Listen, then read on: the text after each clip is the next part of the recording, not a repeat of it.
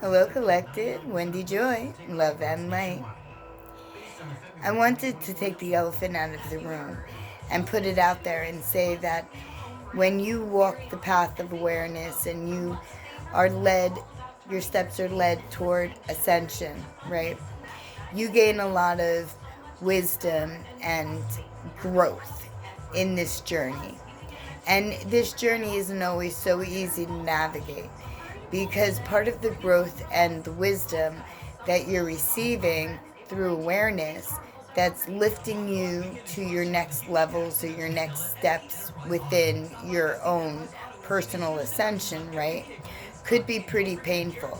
It could be a point that, you know, you might feel if you pull out of the way back of the closet and dust off the cobwebs, that it's just going to be like right in your face and there's going to be no way around it. But what I'm here to tell you is that that dusty item that's filled with cobweb that sits in the back of your closet, it's closer to your reality than you think it might be, because it leaves traces or fragments of doubt or dismay or some type of hardship or even heartache that you might direct unintentionally, toward another person, place, or thing. And I've seen that happen quite a few times where sometimes people feel that if they're walking in the direction in which they feel is going to be the best avenue for them in order to gain the growth or the knowledge, the development, whatever it might be that they're seeking, right? But they're omitting the elephant in the room, then there's always going to be a separation between you and the other. If you're the one who's omitting the elephant that's clearly in the room, which is something that you don't want to talk about or you don't want to discuss or you don't want to heal from, you don't want to pull out. But what you don't realize is that it's already there, and it's providing an illusion of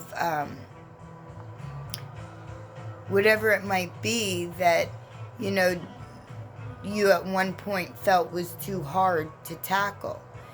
But as you walk and as you grow and as you receive more knowledge and wisdom and your inner voice gets a little bit more, I don't want to say louder or forceful, but clearer and easier to distinguish between what is a thought, what is your desire, what is a whispered word being sent to you. And all of this kind of rolls together with all parts of you.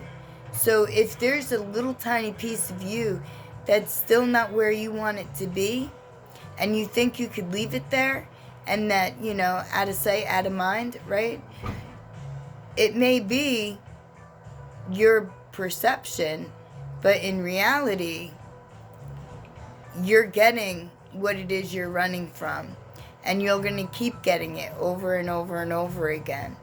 And it's going to show in different forms, different people, different places. And it's going to keep poking you, telling you, hi, I'm still here. I'm still here. And I'm helping you project how I feel, that little tiny fragment of doubt or dismay onto whatever you may try to bring into your future. Because negativity doesn't want to see you rise, and it wants you to hold on to that fragment or that piece of, whatever tender, hurtful space that you tried really hard to wrap up carefully and shove away so that you don't press it, touch it, poke it, wake it up. But it's laughing at you because it's already awake. I just had this conversation with a young lad, and he's telling me about his plans of grandeur and what he entails his future to be, except he neglected to take a look at what else was going to be in his immediate situation, which was, in his case, other people. And he's had altercations with these other people since he's met them.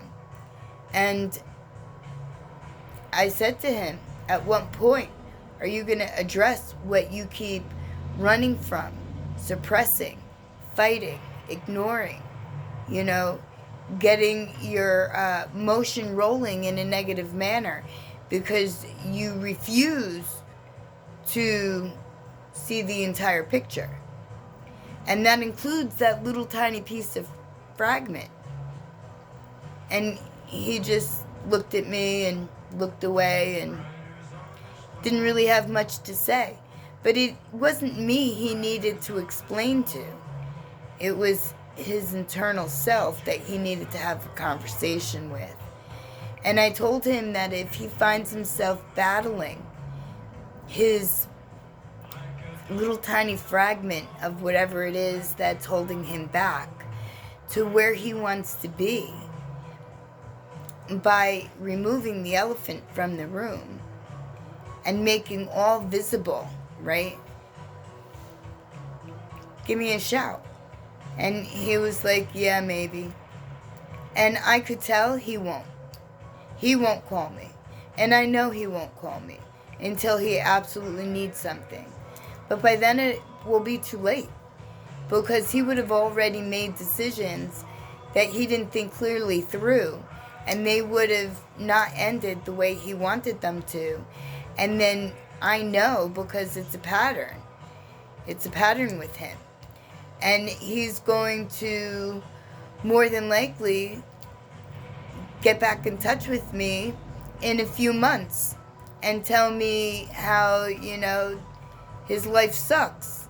And I'm going to tell him that he created those decisions by deciding to pick a road that he thought might be easier to walk, where he wouldn't have to address any of his internal issues. And we've had this conversation quite a few times. And he knows, I know he knows, but like all I could do is hold loving space and then wait for him to want to accept the wisdom and, the growth that he could definitely achieve with going and addressing that fragment he's running from. And if you find yourself in that same position, then I'm going to offer you the same suggestion. Bounce what you have off of me. Let's see how good your plan is, and if there's any holes in it. And if there are holes, let's see if we can't pull up that hole and rise it to the surface, or slide it over, because it's really just outside of your blinders, right? You think it's like way down deep inside, and really it just shifted over to here, and it's been like sitting right there poking you, and you keep looking and you're like, what is, who's poking me? And when you realize what's poking you, that what you tried to hide has shifted and migrated and made, a new home just right outside, your viewpoint, then you'll be in better position in order to address, resolve, forgive, because you have to forgive. All of this comes along with guilt. When you hide and suppress and let something stay stagnant in a place that you just want to forget about, that manifests into guilt. It manifests into anxiety.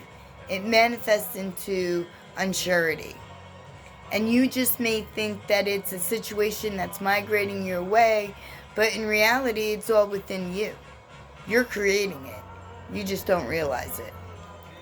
So if you think that you might be in a position similar to that, by all means, call me. Let's shed some light. Let's illuminate what you need to know. And then let's work on, putting it truly to the I received my value and understood the lesson and, perfected a tool type situation. And then, you have the ability to not only forgive yourself, but also let that go. And then that leaves your plate wide open for more abundance to flow. And when you've finally let go of that little tiny fragment, then you're going to see a world of possibility, positive possibility, and forward motion, just easily and effortlessly migrating to you, because now you would be in the attract mode.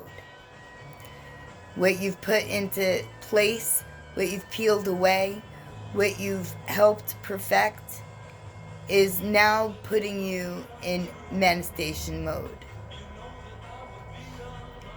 And I can tell you right now that when we forge through our own closet and we pull out all the things that, we've been trying to hide or rename into something else without even processing and going through and picking out the best parts and holding on to that, And sometimes the best parts of something bad is the bad, because then that's your reminder, your wisdom, your growth. You know what I mean? Your enlightenment to what does not serve you, what you don't need. And you will stop inviting that into your existence. And your future will truly be yours to map, to guide, to create the way that you were always meant to create, from a loving, positive, high vibrational place where baggage, there isn't any.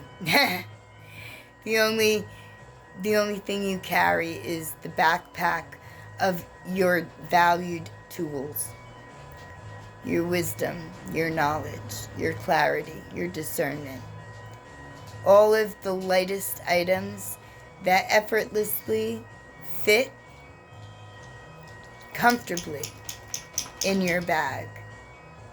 Not all the weight that was from yesterday's world that may have been holding you back. So, here's an idea. Let's put the tray down. Let's put the tray of bullshit down. Sorry about the swear, but that's what it is. And let's gather up all the value and the positivity that's within the lessons and let it all float and then attract to us and go in our little backpack and put it on our shoulders so that we have free hands, no more tray to hold, and only uplifting and courageousness, clarity, and everything positive to pull us forward. Amazing how that works. I can help you. I can help you drop that platter of heavy, unwanted matter. If you need me, that is. But look inside and check with your spirit team, because they have your best interests at heart. First and foremost, always, every day. Because you are